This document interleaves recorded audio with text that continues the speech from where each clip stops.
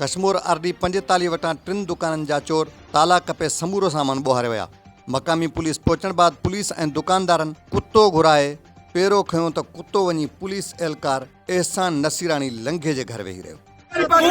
बदमाशी करे तो पुलिस वारो थी करे तू सॼे आवड़ थे तो पुलिस वारो कम मेरे गला तू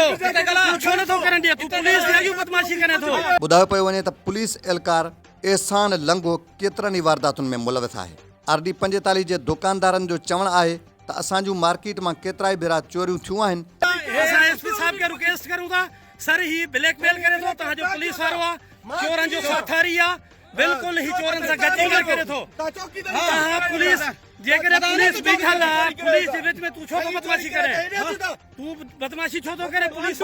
तू ऑन ब्लैकमेल न करे सजो कम तो जो तू ऑन ड्यूटी अटका जो केस थियण खपे हिन जे मथा बिल्कुल ही पुलिस वारन जे रूबरू जो को धमकियों भी रहे तो ऐ पेरो भी न थो खरन दे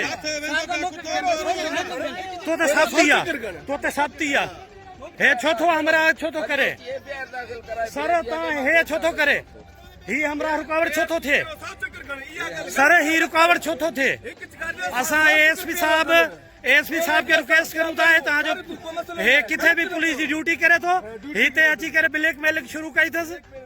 ये 5 रुपए जी सुथनी पाए करे ते न करती थी। उनमें मुलविस पुलिस एहलकार एहसान लंघो आहे। उन्हनि एसएसपी कश्मोर खां मुतालबो कयो त पुलिस एहलकार जे ख़िलाफ़ कार्रवाई करे असां सां इंसाफ़ कयो वञे। पीर राहिब, क़ौमी हक़ीक़त, कश्मोर।